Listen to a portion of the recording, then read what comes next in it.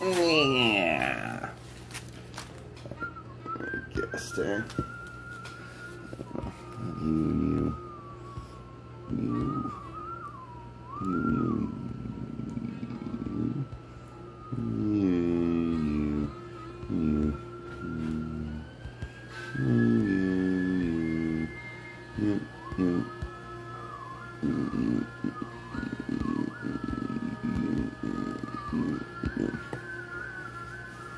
All right. We're back. We're back. I'm filming today on 2 cameras, I decided. So I'll use one for YouTube, one for you, Instagram, just for you. Just for you. What we're going to do here tonight is what we do every night, is try and take over the world. But now we have this to help us. Mercy, mercy, mercy. Okay. So, yeah, back to the novel and the trying to quit smoking fun times. It's so much fun. Is anyone else having fun trying to quit smoking out there? It's fucking awesome. There will be awards later for extra sarcasm. I was just sarcastically looking at something that's not there. Okay, also known as the novel. So I thought what I'd do this week, this weekend actually, I've got some special plans with my lady. It's her birthday, so I'll be off this weekend from social media, which is actually nice to take a break. But I thought we would read a little tonight, and tomorrow, perhaps I'll give you another reading, and then we'll be done.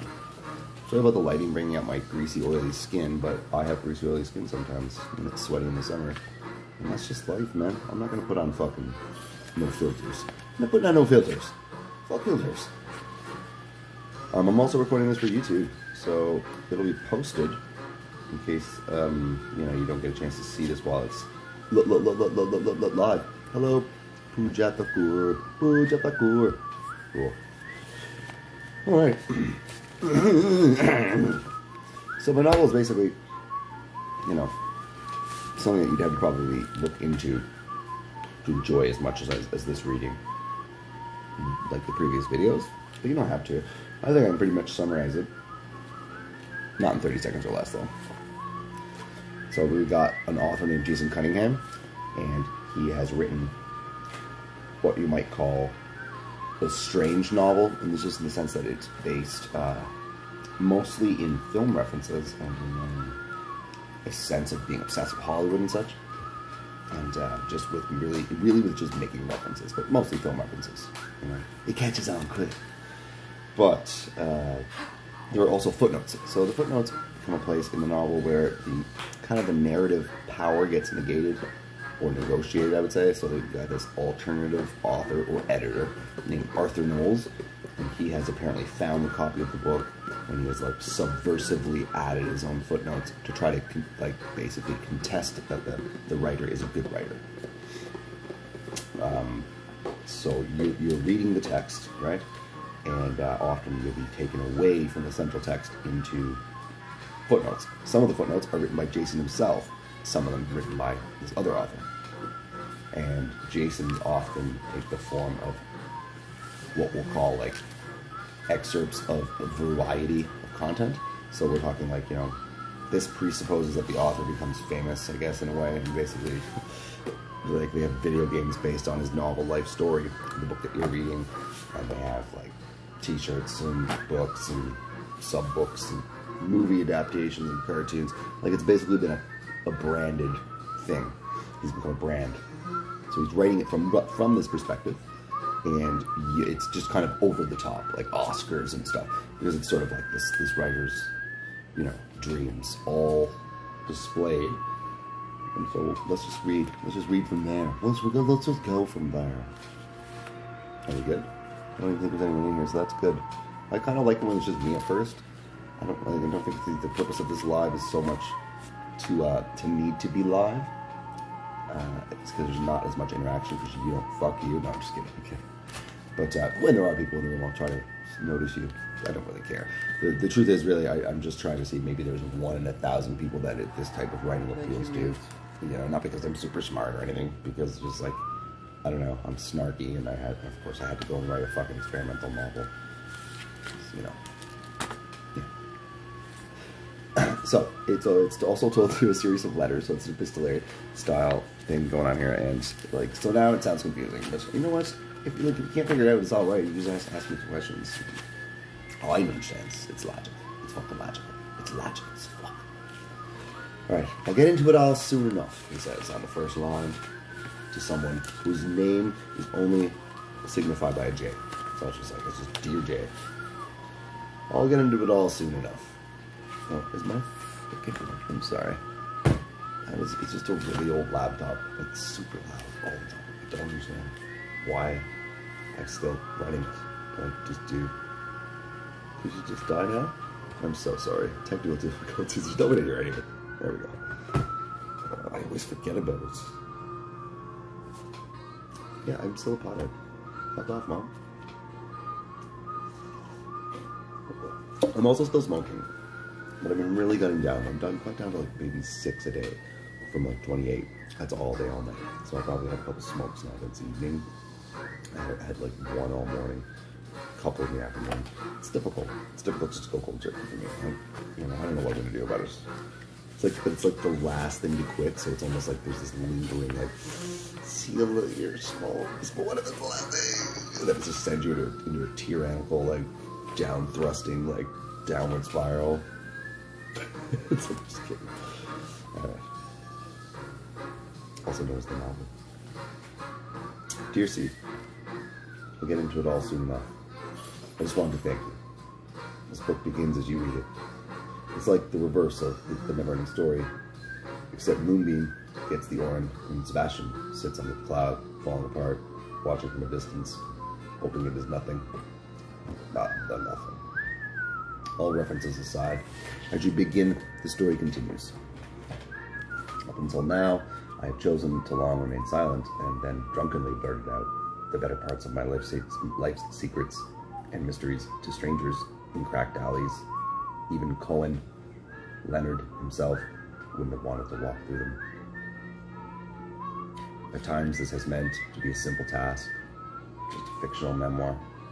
At other turns this is what I want to function as a conversation piece, perhaps of the decades that have gone by in which I've grown, a testimonial timeline, a collection of humorous, personally imbibed reviews of film, reflections of growing up.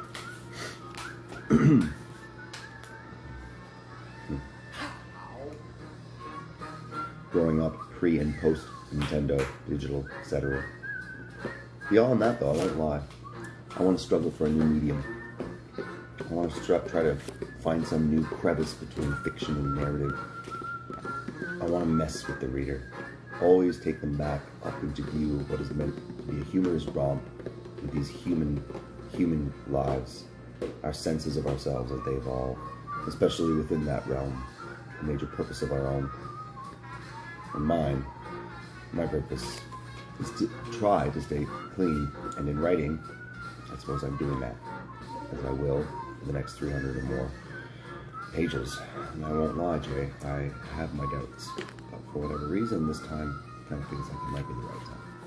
So now we have a footnote, one of our first footnotes, footnote 15, because I've already gone over the intro. It's just a suggestion from the authors. This one isn't an actual reference to another body of work. It says, if you haven't, please play The Nighttime is the Right Time by Ray Charles. A god amongst fools. It's an experience, remember. And without proper soundtrack, you're going to get lost. JC. So here he's just speaking to the reader, right? And then other times you're going to experience like basically footnotes of his larger body of work. So you'll see an excerpt from a play that is referenced within the novel. Oftentimes you'll also see, there'll be a play, or there'll be a musical, or there'll be a video game referenced. So by the end of it, what you have is a works cited. So not a works cited, I guess. Yeah, like a works cited. And it is quite lengthy and quite ambitious. But I consider it sort of like I don't know, to dream all the dreams of all the dreamers is a fantastic thing. I think that's what actors do, maybe musicians, maybe all artists. We get to be released from the prison and come back weeks later and tell you their stories. It's a great honor, you know. But also in self-reflection, sometimes it's really depressing. So I do apologize if it's depressing for anyone, but I really don't understand why anybody would complain, because you really just don't have to watch it. You can even just pretend you're watching it and lie to me, and I wouldn't know any different. I really wouldn't know any better. I mean, I'm just assuming nobody is, which is why I'm honest. Yeah, so that's it, boys. That's it now for tonight, boy.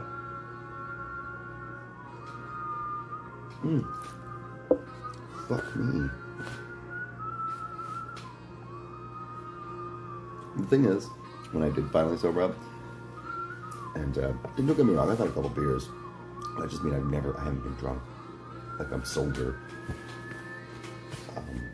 in every level. You know, coffee's probably as high as I get.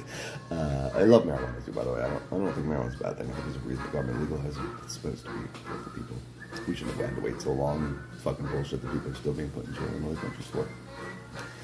But yeah, like with my novel, I couldn't really finish it until I lived the ending. If that makes any sense, I don't know. It was just one of those things. And you know, people talk about how, like, there's this magical thing of, like, I don't know, with art where you get lost in the creative process and you don't know where you're going to end up. And you end up somewhere you didn't think you'd end up where you started out. And I kind of never believed in that. I think it's all bullshit. It was pretty simple about it. I guess because when you haven't had success and you don't believe in your own talent, it's easier to believe that the world is askew and that it's everyone else, not you, right? But you know, but you know what? Going to university with some of my professors and you know, growing up even, I knew I had a talent, and I think for me, after I got over the sort of death ego shitty feeling of like, damn, I should have fucking done more, should have like seized the day more, but in a way that, you know, I'm here, I've got a great partner, I've got a great life, I really appreciate every day now. So if I hadn't had the experiences I had, the extremity that I'd had them, then I wouldn't be here in the same form of appreciation, I guess. You know?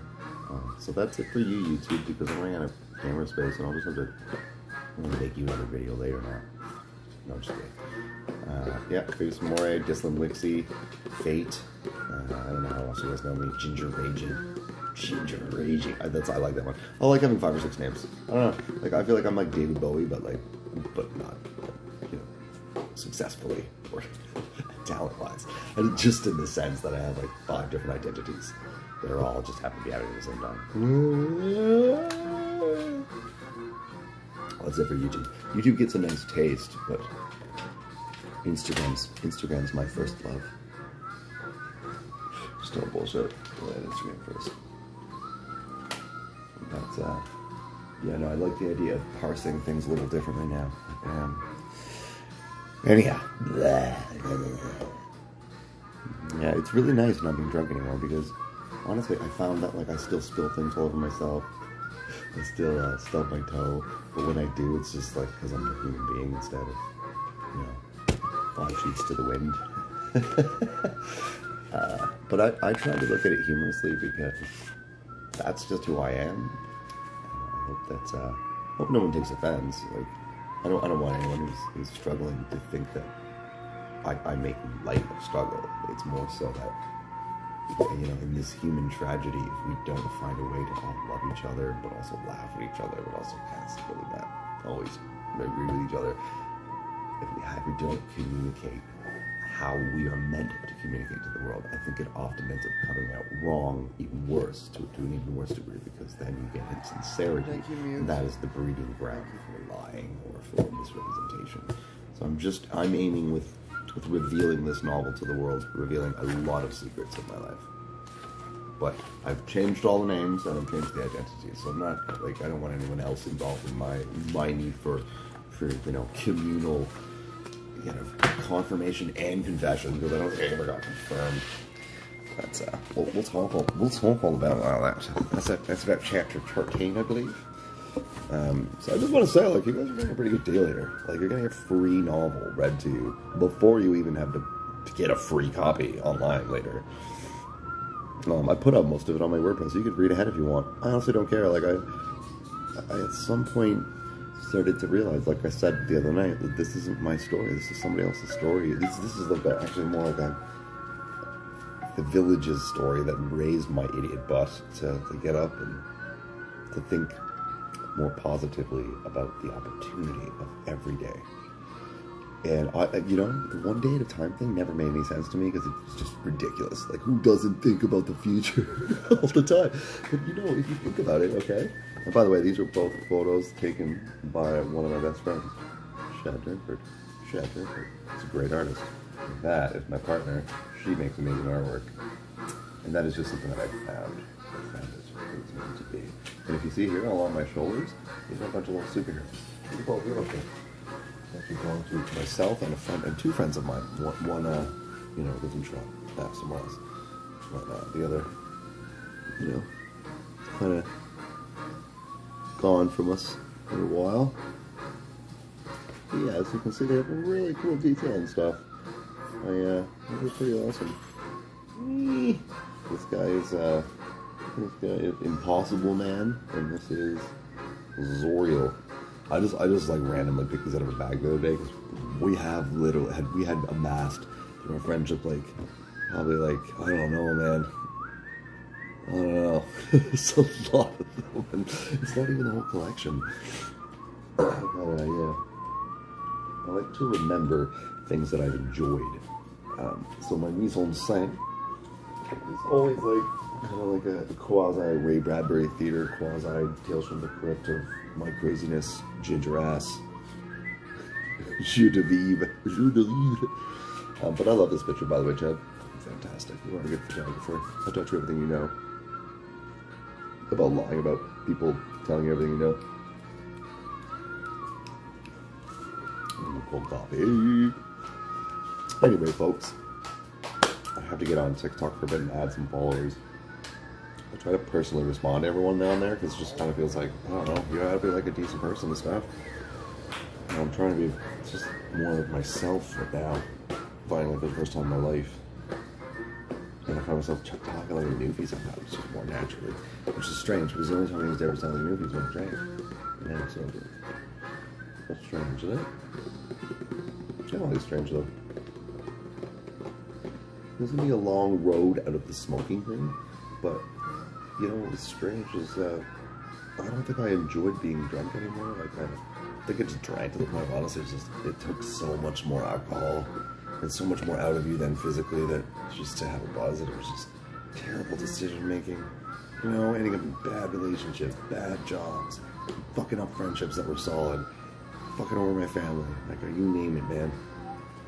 I did it all. And I did it in the name of thinking that it was going to make me an artist at first. Honestly, that's how I came by my addiction. And then years later, halfway through, 10 years in, I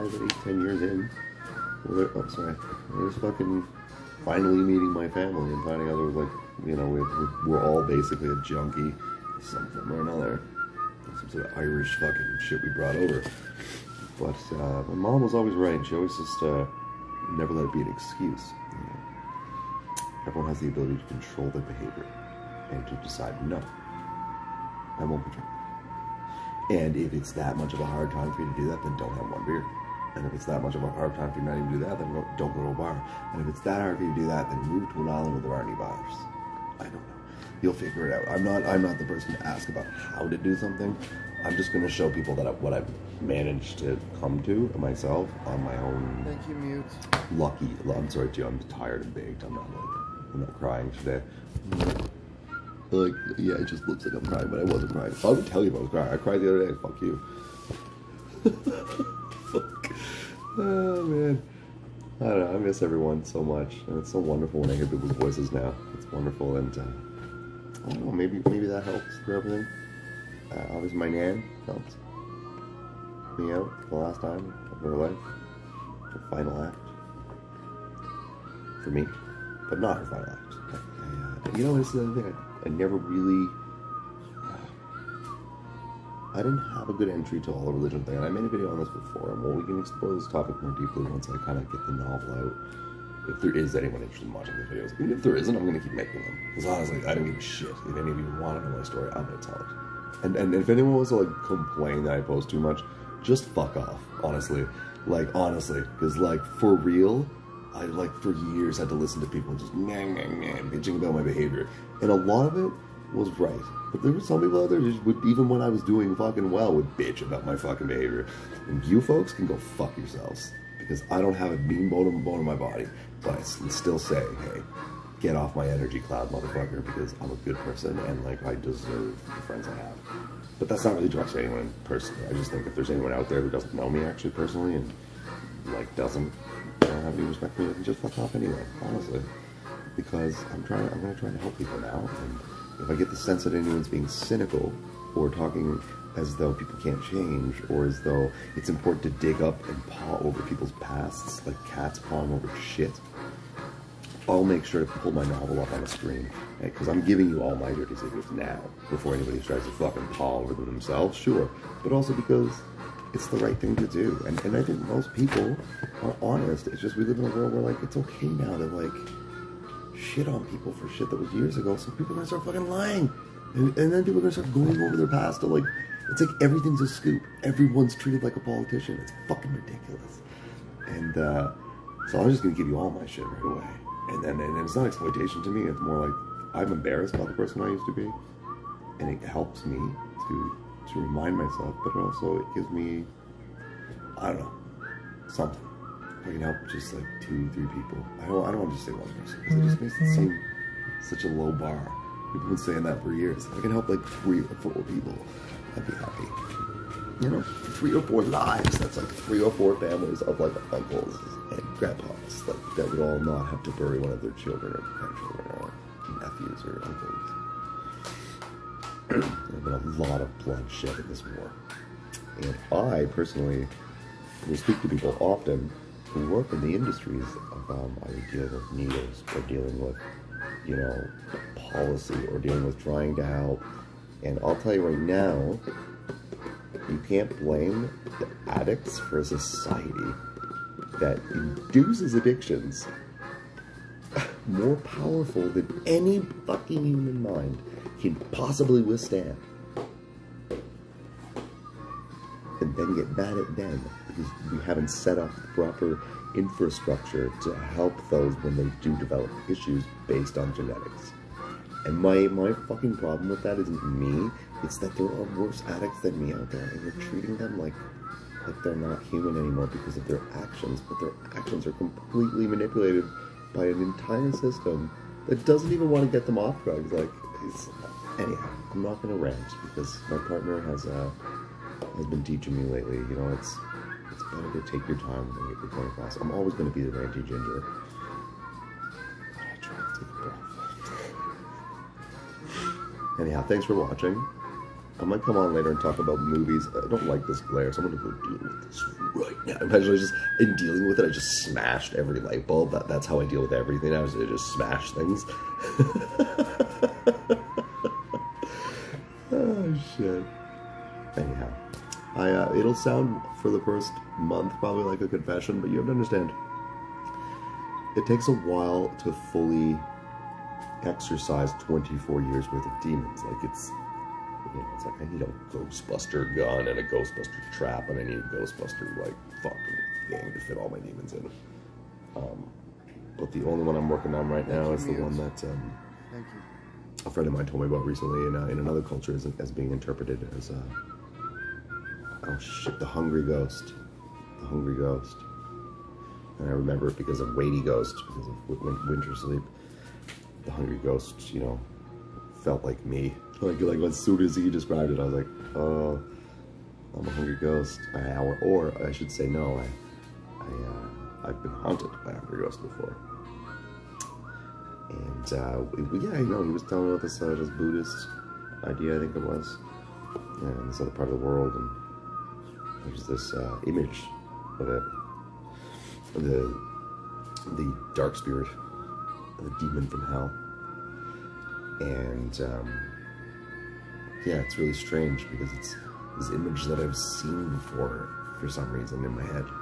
Like maybe it's horror movies. I don't know. I watch a lot of horror movies, so. But it's his mouth. It's like sewn shut on this image of his face, and it's like he's still his demon still tries to shove food in its mouth, even though it's full. Its mouth's shut. It's even sewn shut, or his. It's theirs. I'm talking about a spirit right now. I'm not misgendering. I swear to God. Like I'm trying to learn to be respectful about that shit. My stepdaughter is teaching me. It's amazing how at some point you're learning from so many women that you realize, man, fucking people better start respecting women, otherwise I'm gonna start calling them out on it every time. Tales from my snitch. See, I'm kidding. But yeah, no, but seriously, fuck misogyny. And fuck anybody who says Black Lives Matter doesn't exist for a proper reason, and because we don't have blood, we don't have liquor, we're just like, just shut up. Fucking idiots. Seriously, grow up. Back to my original point.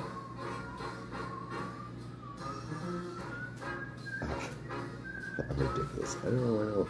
The light's bugging is what it is. I can't do this like this. Chad was here. Fix this. So what I was thinking though is if anybody wants to partake in some interviews, I'm only pitching this by the way at the end of the video because I don't really want anybody involved in this who's not going to have watched this whole video, and I think that's pretty fucking cool because you get the little secret at the end, don't you? Pitch time. Sock puppet, me, you remotely somewhere else with a sock puppet. We do an interview. Depending on who you are to me, then that will dictate the format. I've already spoken to a few of you personally about this because you're my favorites, and I want to fucking like specifically start with you, baby. But if I haven't spoken to you yet, it's not because you're not one of my favorites. It's because there's a lot of you, actually. There's like a couple hundred of you that I want to interview. Seriously, like, I mean, just some of you are going to be surprised because you're going to hear me as a voice from your past that used to be a fucking idiot, right? So I'll try to clarify at that point that I'm no longer part of the Don't Give a Shit Club or the Cynical Club. I believe there is something above us, but not, literally. I don't care to argue with anyone about their spirituality because I feel that is something that is personal to a human being, and that is what I have come to in my life. I don't really, I get people that are part of things that, like, part of what they do is I guess they go around and try to convince other people, but I've never particularly thought that that's who I am, and I just want to have an open heart, though, to everyone without having to always reconsider things. At this point in my life, I feel that I have a good, finally, after 39 years of real relationship with a human being, but also with like myself, and there's something out there. There's something that is in the wind, and it's in nature. It's in the sun that kind of flickers through the light of the trees, and it's off the glimmer of the sun in the ocean. So it's definitely there. And by the way, that's an image borrowed from Arthur Rimbaud, the French anti-versification poet prodigy, played by Leonardo DiCaprio in the film Total Eclipse, which we're going to discuss. Anyhow, it's been a fun time, and I don't know who Pujatha Thakur is. I feel like I did know you and you changed your name, but that's probably me too, right? Who are you? Well, anyway, but thanks for tuning in originally. I don't actually, like I said, nobody needs to watch these particularly. So I don't really think that any more than one or two people will ever watch these. But I'm cool with that because I kind of want to have these more as dry runs for a larger prospectus at some point of, I wouldn't say clientele. I'd like to build more like a community of artists who donate / are paid at different times based on I guess kind of like a social media. I don't want to explain it entirely. My mom always tells me, she's like, that is a really good idea, or like not this particular idea, which would be once in a while she's like, that's a really good idea. And like, why are you telling people about our good ideas again? I'm like, I don't know. I just think the world should have them, maybe someone will do something with them. It's like, exactly. She's so practical and like sensible. I am not like that, and I need someone like that next to me sometimes, and she's great for that. But I'm a better dancer than her, and I'm a better whistler than her, so it doesn't matter. Some competitive nature comes out. I'm a better dancer than you. Better dancer than you. Better dancer than you.